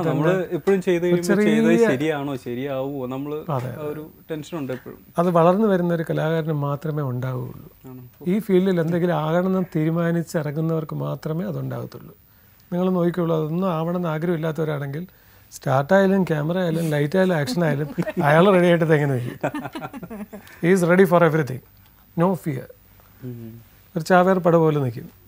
but I think Richard is having a very highly എന്താ പറയുന്ന ഒരു ടാലൻറ്റ് ഉണ്ട്. തീർച്ചയായിട്ടും എനിക്ക് തോന്നുന്നു മലയാള സിനിമയിലോട്ട് റിച്ചാർഡിൻ്റെ കാൽവെപ്പുണ്ടാവും, ഉറപ്പാവും. അതെ, നിങ്ങൾ ഏറ്റവും സ്വാധീനിച്ച കഥാപാത്രങ്ങൾ, നിങ്ങൾ ഒരുപാട് സിനിമ കണ്ടിട്ടുണ്ടെന്ന് പറഞ്ഞല്ലോ, അതിൽ നിങ്ങളെ സ്വാധീനിച്ചൊരു സ്റ്റോറിയോ ഒരു കഥാപാത്രമോ ഒരു സീനോ അങ്ങനെയൊക്കെ പറയാൻ പറ്റുമോ? അങ്ങനെയൊന്നുമല്ല, ഞാൻ എല്ലാ നല്ല പടങ്ങളും ഞാൻ കഴിഞ്ഞ ദിവസം ഇപ്പോൾ പ്രാഞ്ചിയേട്ടൻ കണ്ടു. അതിൽ മമ്മൂക്ക ചെയ്ത ക്യാരക്ടർ, അത് കാണുമ്പോൾ എനിക്ക് ആ ക്യാരക്ടർ ഭയങ്കര ഇഷ്ടപ്പെടുന്നുണ്ട്.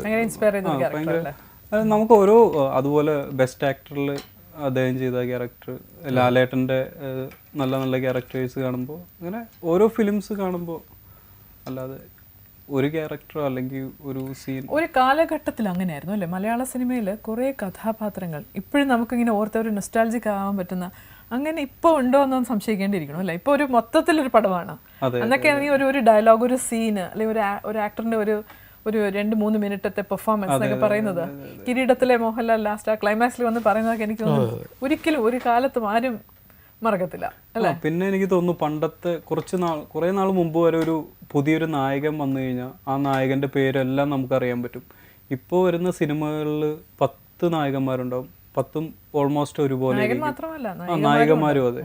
നമുക്ക് ആർക്കും ആരുടെ പേരുകൾ പോലും അറിയുന്നില്ല. ഇവര് അഭിനയിച്ചവരാണോ എന്ന് പോലും നമ്മൾ ചോദിക്കേണ്ട ഒരു അവസ്ഥയാണ് അല്ലേ? അത് നല്ലതാണോ ചീത്തയാണോ? അത് നിങ്ങൾ നല്ലവനാ കെട്ടവനാ? അവസരങ്ങൾ വെച്ച് നോക്കുമ്പോൾ നല്ലതല്ലേ? അവസരങ്ങൾ, ഒത്തിരി അവസരങ്ങൾ കിട്ടുന്നുണ്ട്. ഞാൻ പറയല്ലേ, അവസരങ്ങൾ മലയാള പ്രേക്ഷകർക്ക് അത് കാരണം ഫിൽറ്റർ ചെയ്ത് നല്ല നായകയെ കിട്ടും. അതാ പറഞ്ഞത്, അത് സത്യം. 10 പേര് വരുന്നതിൽ ചിലപ്പോൾ ഒരാൾ അവിടെ നിൽക്കുമായിരിക്കും. ബെസ്റ്റ് നായകനും കിട്ടും, ബെസ്റ്റ് നായികയും കിട്ടും. അതെ അതെ.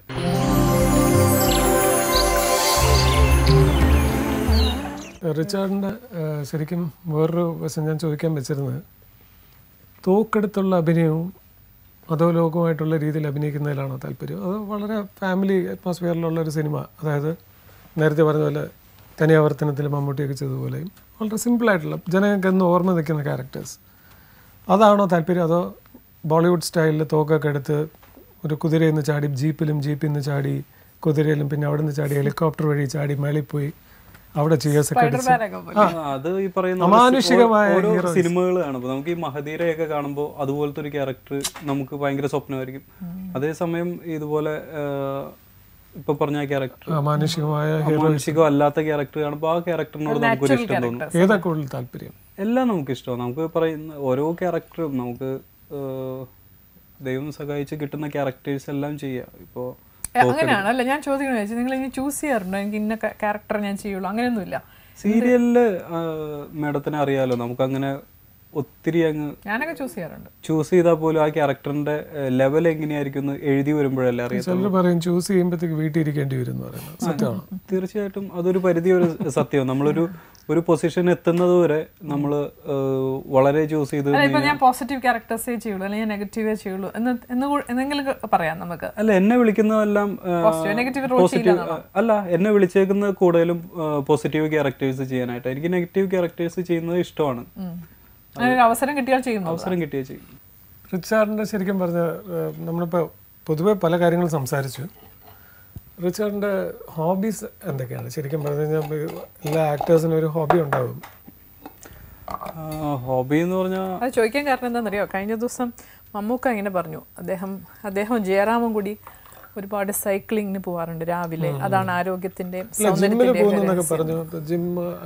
ഞാനങ്ങനെ റെഗുലർ ആയിട്ട് ജിമ്മിലൊന്നും പോകുന്ന ആളല്ല. പിന്നെ ഹോബി എന്ന് പറയുന്നത് എനിക്ക് ബൈക്ക് റൈഡിങ് ഇഷ്ടമാണ്. ഓക്കെ, ഞാൻ ഫ്രീ ടൈമിലൊക്കെ ഒത്തിരി ബൈക്കിൽ കറങ്ങാൻ പോകുന്ന ആളാണ്. എന്ത് ബൈക്കാ? Harley Davidson. എത്ര കിലോമീറ്റർ സ്പീഡിൽ പോകും? സ്പീഡ് അങ്ങനെ ഞാൻ ഒത്തിരി സ്പീഡിൽ പോകുന്ന ആളല്ല. റൈഡ് എൻജോയ് ചെയ്ത് റോഡൊക്കെ നോക്കി ട്രാഫിക് റൂൾസിന് അകത്തുള്ള സ്പീഡിലൊക്കെ പോകാറുള്ളൂ അല്ലേ? Not the point. ഞങ്ങളിവിടെ അങ്ങനെ സ്പീഡ് കുറയ്ക്കാൻ വേണ്ടിയിട്ട് ഞങ്ങൾ കുറച്ച് കാര്യങ്ങൾ ചെയ്യുന്നുണ്ട്. ട്രാഫിക് റൂൾസിന്റെ നിയമം ഞാനതൊരു ഹോബി ആയിട്ട് പോകുന്നതല്ല, അതൊരു റേസിന് പോകുന്നതല്ലല്ലോ. റേസ് ഇഷ്ടമല്ല? കാണാറൊന്നുമില്ല? കാണാറുണ്ട്, പക്ഷെ നമ്മളത് റേസിനൊക്കെ ഒരു ട്രാക്ക് ഉണ്ട്. നമ്മൾ റോട്ടിൽ പോയി റേസ് നമ്മുടെ റോഡ്സിന് ഇത് അനുയോജ്യമാണോ ഈ ബൈക്ക്? ഭയങ്കര കോസ്റ്റ്ലി ബൈക്കൊക്കെ അല്ലേ അത്? കംഫർട്ടാണോ അതിന്? കോസ്റ്റ്ലി ബൈക്ക് എനിക്കിഷ്ടമാണ് ബൈക്ക്, അപ്പോൾ അതിൽ കൊള്ളാവുന്ന ഒരു ബൈക്ക് മേടിച്ചു. വേറെ എന്തൊക്കെയുണ്ട് ഹോബീസ് അപ്പാർട്ട് ഫ്രം ദിസ്? പിന്നെ ഫിഷിംഗ്, മീൻപിടുത്തമൊക്കെ, ചൂണ്ടയിടാൻ പോകും. എങ്ങനെ, വള്ളത്തിൽ പോയിട്ടാണോ? അല്ല, എൻ്റെ ചൂണ്ടയുണ്ട്, അതിട്ട് മേടിച്ചിട്ടുണ്ട്. അപ്പോൾ അതിട്ട് ട്രെയിനിങ് ഒക്കെ തന്നതാരാ? അങ്ങനെയൊന്നുമില്ല, പണ്ട് ചെയ്യാൻ പറ്റുമോ? അല്ല, ഇത് എക്സ്പീരിയൻസ് വേണം. എക്സ്പീരിയൻസ്. ഞാൻ ചെറുപ്പത്തിലെ ഫാദറൊക്കെ എന്നെ ഇങ്ങനെ ചുമ്മാ ടൈം പാസിന് ഇംഗ്ലീഷ് നോവൽസിലൊക്കെ വായിച്ചുള്ളൂ ലെറ്റ്സ് ഗോ ഫിഷിംഗ് എന്നൊക്കെ പറഞ്ഞു പോണല്ലേ? ഫിഷിങ്ങിന് എങ്ങനെ ശരിക്കും ഫിഷിനെ അട്രാക്ട് ചെയ്യുന്ന എന്താണ്? ഫിഷിനെ അട്രാക്ട് ചെയ്യുന്ന മൈദയൊക്കെ ഇട്ട് അങ്ങനെ എന്തെങ്കിലുമൊക്കെ ഉണ്ടാക്കി ഇടും. അങ്ങനെ മണ്ണരയൊക്കെ ഇട്ടിട്ട്. മണ്ണര ഇപ്പൊ കിട്ടാനില്ല, അതുകൊണ്ട് ഈ സാധനം കൊണ്ടുവന്നിട്ട് കഴിക്കും. സ്വന്തമായിട്ട് ഇങ്ങനെ ഫിഷ് ചെയ്ത് കൊണ്ടുവന്ന സാധനമൊക്കെ വീട്ടിൽ ഇങ്ങനെ കൊണ്ടുവന്നിങ്ങനെ നമുക്ക് ഭയങ്കര ഒരു സന്തോഷമാവും മീൻ കിട്ടി കഴിയുമ്പോൾ. മീനിനെ കൊന്നു കളയും.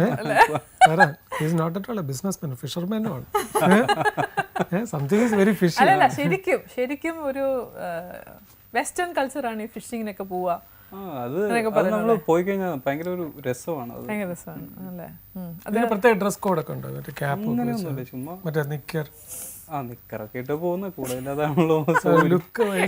സെൽഫി ഒക്കെ എടുത്തിട്ട് വലിയ മീനെ കിട്ടിയപ്പോ തന്നെ സെൽഫി ഒക്കെ എടുത്ത് ഫ്രണ്ട്സിനെയൊക്കെ കാണിച്ചു. വലിയ മീനെ പിടിച്ചായിരുന്നോ? വല്ലപ്പോഴും ഒക്കെ കിട്ടും, അത്രേ. എല്ലാത്തിനും ഒരു മിതത്വം കിട്ടും. ഓ അങ്ങനെ അല്ല, നമുക്ക് ഈ ഫിഷിംഗ് ഒക്കെ ഒരിക്കലും ഞാൻ ഇന്ന് പോയി ഒരു വലിയ മീനെ പിടിച്ചോണ്ട് വരും ഒന്നും പറയാൻ പറ്റത്തില്ല. അപ്പൊ ഈ പോകുന്ന മുക്കുമാരൊക്കെ ഏത് രീതിയിലായിരിക്കും പോകുന്നത്? പിടിക്കാൻ തന്നെ ആയിരിക്കല്ലേ പോകണം? അതൊക്കെ അവർ ഭയങ്കര പ്രൊഫഷണൽ ആയിട്ട് പോകുന്ന ആൾക്കാരാണ്, ഹോബി ആയിട്ട് പോകുന്ന ആൾക്കാരാണ്. നിങ്ങൾ ഈ ഫിഷിങ്ങിന് പോകുമ്പോഴത്തേക്കും ഒന്നുമില്ലെങ്കിൽ ഒരു മീനെ കൊരുത്തിട്ട് ഞാനിത് പിടിച്ചോണ്ട് മേടിച്ചോണ്ട് വരും. ആ പാട്ടൊക്കെ പാടുവോ ഭാര്യ? ഓ ഇല്ല ഇല്ല, ഞാൻ പറഞ്ഞല്ലേ പോയി വരുമ്പോൾ എന്തുകൊണ്ട് വരും നന്നായിട്ട് പാടുന്നുണ്ടല്ലോ. ഒന്ന് ചാകരയും ഒന്ന് ചാകര അല്ലാത്തത്. ശരിക്കും നിങ്ങളുടെ ഇങ്ങനെ ചാകരയൊക്കെ ഉണ്ടോ? ചിലപ്പോ ഇങ്ങനെ കൊത്തുമ്പോ ഒരുപാട് ഒന്നുമില്ല, നമ്മള് ചെറിയ കുളത്തിലൊക്കെ പോയി പോയി വല വീശിട്ട് ഒരുമിച്ച് കുറെ അതിനെ കിട്ടുന്നതാണ് ചാകര. അല്ലാതെ ഈ സാധാരണ ഫിഷിങ്ങിനൊക്കെ. എന്നാലും റിച്ചാർഡിന്റെ ഭാര്യയെ സംബന്ധിച്ചോളം റിച്ചാർഡ് ഒരു ചാകര തന്നെയാണ്. ആണോ? പിടിച്ചോണ്ട് വരുന്ന മീനിനെ അവർ ഉടനെ അയ്യോ ചേട്ടാ എന്ത് വലിയ കാര്യമായിട്ട് കിട്ടത്തൊന്നുമില്ല, ചാകരയായിട്ട് നമുക്ക് ഫീൽ ചെയ്യും. എന്നാലും ഒരെണ്ണമാണേലും കിട്ടുമ്പോ ഒരു സന്തോഷം. അപ്പൊ അതൊക്കെയാണ് പാസ്റ്റ് ടൈം എന്ന് പറയുന്നത്, ബൈക്കിൽ പോവുക. അപ്പൊ ഇനി ശ്രദ്ധിക്കണം കേട്ടോ, ആരാധികമാർ ശ്രദ്ധിക്കുക. ബൈക്കില് ഈ എന്ത് ബൈക്കാണ് അതിന്റെ പേര് പറയുന്നത്, ആ ബൈക്കിൽ പോവുകയാണെങ്കിൽ ശ്രദ്ധിച്ചോളൂ. ചൂണ്ടയിടുന്ന ഒരു സുമുഖനെ കണ്ടാൽ അത് ഉറപ്പിക്കുക. ആവശ്യക്കാരതൊക്കെ ശ്രദ്ധിച്ചോളൂ അല്ലേ ചേട്ടാ? പോയാലും നോക്കും ചിലപ്പോ. എന്തൊരു ആത്മവിശ്വാസം! ഞാൻ ഈ ആത്മവിശ്വാസം കണ്ടില്ലേ. ഇതില്ല, പെൺകുട്ടികൾ എങ്ങനെ തിരിച്ചറിയുമ്പോ അത് ഫ്ലൈറ്റിൽ പോയാലും നോക്കോളൂ. Over confidence. Rear view glass വെച്ചിരിക്കുന്നതേ അതിനാണ്, പക്ഷെ അത് വഴി നോക്കരുതെന്നാണ് പറയുന്നത്.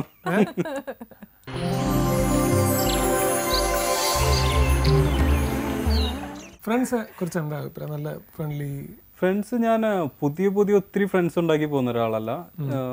ചെറുപ്പം തുടങ്ങിയുള്ള നല്ല ഫ്രണ്ട്സ് ഞാൻ എപ്പോഴും മെയിൻറ്റെയിൻ ചെയ്തുകൊണ്ട് പോകാറുണ്ട്. മനു.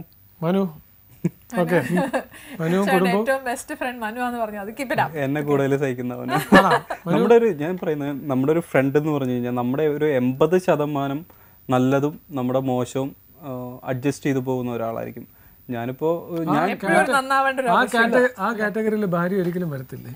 വരും, എല്ലാവരും വരും. എൻ്റെ പാരൻസ് ആണെങ്കിലും എല്ലാവരും ഫ്രണ്ട്സാണ്. പക്ഷെ നമ്മളായിട്ട് ഭയങ്കര ഫ്രണ്ട്ലി ആയിരിക്കും. എങ്കിലും നമുക്ക് വേറെ പുറത്ത് ഫ്രണ്ട്സ് എന്ന് പറഞ്ഞ വേറൊരു വിഭാഗം ഉണ്ടാവുമല്ലോ, നമ്മുടെ മോശം കാര്യങ്ങളും നല്ലതും ഒക്കെ അക്സെപ്റ്റ് ചെയ്യുന്നത്. നമ്മളായിട്ട് പോയി നിൽക്കാൻ നമ്മൾ ചിലപ്പോൾ ഇവിടുന്ന് ഒരു ട്രിപ്പ് പോകാനായിട്ട് പ്ലാൻ ചെയ്ത് ആദ്യം തന്നെ എവിടെയുണ്ടെന്ന് ചോദിച്ചാൽ അങ്ങ് കയറി പോകുന്ന നമ്മുടെ ഇഷ്ടങ്ങൾ, നമ്മുടെ നല്ല ഇഷ്ടങ്ങളാണെങ്കിലും മോശം ഇഷ്ടങ്ങളാണെങ്കിലും അതിനോട് യോജിച്ചു പോകുന്നവരെ എപ്പോഴും നമ്മുടെ ബെസ്റ്റ് ഫ്രണ്ട്സ് ആവത്തുള്ളൂ. അപ്പോൾ ഒരാളുടെ ഒരു ബെസ്റ്റ് ഫ്രണ്ടിനെ കണ്ടാൽ അറിയാം അയാളുടെ ഒരു ക്യാരക്ടർ. ഒരു ഇൻട്രസ്റ്റ് ക്ലാഷർ അല്ലാത്തൊരു വ്യക്തി അല്ലേ, താല്പര്യങ്ങൾക്ക് ഒരുമിച്ച് പോകുന്ന ഒരു വ്യക്തി അല്ലേ. കുറച്ച് ഫ്രണ്ട്സേ ഉള്ളൂ എങ്കിലും അതിൽ സംതൃപ്തനാണെന്നാണ് പറയുന്നത്. ഫ്രണ്ട്ഷിപ്പ് ഇപ്പം നെറ്റിൽ മാത്രം ഒതുങ്ങുന്ന ഫ്രണ്ട്സിനാണോ ഇഷ്ടം അതോ ഡയറക്റ്റ് ഫ്രണ്ട്ഷിപ്പ്? അല്ല, എൻ്റെ എല്ലാ ഫ്രണ്ട്സിനെയും ഞാനത് സമയമുള്ളപ്പോഴൊക്കെ അവരുടെ ഒപ്പം സ്പെൻഡ് ചെയ്യാറുണ്ട്. അല്ലെ ഫോണിൽ കൂടെ ആണെങ്കിലും കാര്യങ്ങൾ അറിയാറുണ്ട്. പിന്നെ എൻ്റെ ഈ ഫ്രണ്ട്സിൻ്റെ ഒക്കെ ഫാമിലി ആയിട്ടും ഞാൻ ഒത്തിരി അടുത്ത ബന്ധമുള്ള ആളാണ്. അവരെല്ലാം നല്ല അവരൊക്കെ നല്ല വ്യൂവേഴ്സ് ആണ്. ഫാമിലി സ്വീകരണ മുറിയിൽ അവരെല്ലാവരും ഉണ്ടാവണമല്ലോ. സീരിയൽസ്, അതെ സീരിയലിലുപരി ഞാൻ പറയാം, സീരിയൽ നടനാവുന്നതിന് മുമ്പുള്ളവരാണ് എൻ്റെ ബെസ്റ്റ് ഫ്രണ്ട്സ് എന്ന് പറയുന്നത്. മനുവൊക്കെ അവർക്കൊക്കെ അവരുടെ വീട്ടിൽ ചെല്ലുമ്പോൾ ഒരു സീരിയൽ നടനായിട്ടൊന്നും കാണത്തില്ല, വേണം പോയി ഭക്ഷണം എടുത്ത് കഴിക്കാനൊക്കെ പറയുന്ന അത്രയും സ്വാതന്ത്ര്യമുള്ള സുഹൃത്തുക്കളാണ്. എനിക്ക് തോന്നുന്നത് ഈ ചെറുപ്പക്കാരനോട് സംസാരിച്ചു കഴിഞ്ഞപ്പോൾ എനിക്ക് തോന്നുന്നത് ഇന്നത്തെ ഒരു തലമുറയുടെ ഏറ്റവും വലിയൊരു ഹൈലൈറ്റ് ആയിട്ടാണ് എനിക്ക് തോന്നുന്നത്. എല്ലാത്തിനെയും വളരെ മിതമായി കാണുന്നത്. ഞങ്ങളുടെയൊക്കെ ഒരു തലമുറയിൽ എല്ലാത്തിനും ഒരു ഹൈപ്പറായിട്ട് നമ്മളെല്ലാം ചിന്തിക്കുന്നത്, അങ്ങനെ വേണം ഇങ്ങനെ വേണം, നമ്മൾ ഭയങ്കരമായിട്ട് വാശി പിടിക്കുന്ന ഒരു കാലഘട്ടമായിരുന്നു എന്ന് എനിക്ക് തോന്നുന്നു. പക്ഷേ ഇപ്പോൾ ഒരു മിതത്വമുണ്ട്. ഇങ്ങനെയാണെങ്കിൽ നല്ലത്, ഇതെന്നും ഇങ്ങനെ നിൽക്കട്ടെ, സ്വപ്നങ്ങളൊക്കെ ഓക്കെയാണ്, നമ്മൾ ഒത്തിരി സങ്കടപ്പെടേണ്ടി വരില്ല. നമ്മൾ ഒരു കാര്യത്തിൽ ഒരുപാട് വളരെ തീവ്രമായിട്ടൊരു കാര്യം കാണുന്നില്ല. എല്ലാത്തിനും അതിൻ്റെതായ ഒരു രീതിയുണ്ട്. മീൻസ് നമ്മൾ എത്ര ആഗ്രഹിച്ചാലും നമുക്കുള്ളത് നമുക്കാണ്, അല്ലെങ്കിൽ നമുക്ക് കിട്ടും. നമുക്ക് അതിനുവേണ്ടി പരിശ്രമിക്കുക, അതിനോട് ഒത്തിരി ഡെഡിക്കേറ്റഡ് ആയാൽ മതി. നമ്മൾ എന്ത് കാര്യം ചെയ്യുമ്പോഴും അതിനോട് ഒത്തിരി ഡെഡിക്കേറ്റഡ് ആയി കഴിഞ്ഞാൽ നമുക്ക് ആ ദൈവം തന്നെ കൊണ്ടുതരും. കേട്ടല്ലോ, അപ്പോൾ ഒരു വലിയൊരു മെസ്സേജാണ് ഇന്നത്തെ നടൻ നമുക്ക് തന്നിരിക്കുന്നത്. ഡെഡിക്കേറ്റഡ് ആവുക, കുറച്ചൊക്കെ ചിന്ന ആശകളുമായിട്ട് മുന്നോട്ട് പോവുക, വലിയ സങ്കടങ്ങളില്ലാതെ ജീവിതം മുന്നോട്ട് പോകാമെന്ന് പഠിപ്പിക്കുകയാണ് നമ്മളെ റിച്ചാർഡിൻ്റെ ഒരു ചെറിയ കാലയളവിലുള്ള ഒരു കലാ ജീവിതത്തിലൂടെ. വലിയ സന്തോഷമുണ്ട് പുലർകാലത്തിൽ ഞങ്ങളുടെ ഗസ്റ്റായിട്ട് വന്നത്. എനിക്കും നിങ്ങളുടെ കൂടെ ഈ ഒരു പ്രോഗ്രാമിൽ പങ്കെടുക്കാൻ സാധിച്ചതിൽ വളരെയധികം സന്തോഷമുണ്ട്. റിച്ചാർഡിൻ്റെ ഏറ്റവും വലിയൊരു ട്രംപ് കാർഡ് എന്ന് പറയുന്നത് റിച്ചാർഡിൻ്റെ മനോഹരമായ സ്മൈലാണ്. ഞാൻ ഇത്രയും നേരം ഈ ഇൻ്റർവ്യൂവിലുടനീളം ഞാൻ ശ്രദ്ധിച്ചത് your smile has got a very good answer. ഞങ്ങളെപ്പോഴും പറയും നല്ല സ്മൈലിന് 2 രാജ്യങ്ങളുടെ ശത്രുത പോലും നമുക്ക് അവോയ്ഡ് ചെയ്യാൻ പറ്റും. സോ സ്മൈൽ കിട്ടുക വലിയ പാടാണ് ഒരു നല്ല സ്മൈലിന്. അതുകൊണ്ട് ജീവിതത്തിൽ ഇനിയും മുന്നോട്ട് ഒരുപാട് പുഞ്ചിരിച്ചുകൊണ്ട് ഒരുപാട് സൗഹൃദങ്ങൾ ഉണ്ടാക്കി വലിയൊരു നടനാവട്ടെ. എല്ലാ ആശംസകളും ജീവൻ ടിവിയുടെയും പുലർക്കാലത്തിൻ്റെയും പേരിൽ, ഞങ്ങളുടെ പേരിലും പ്രേക്ഷകരുടെ പേരിലും മനു ആ ഫ്രണ്ടിൻ്റെ പേരിലും we all thank you for coming and sharing A few moments with us. Thank you Richard. Thank you.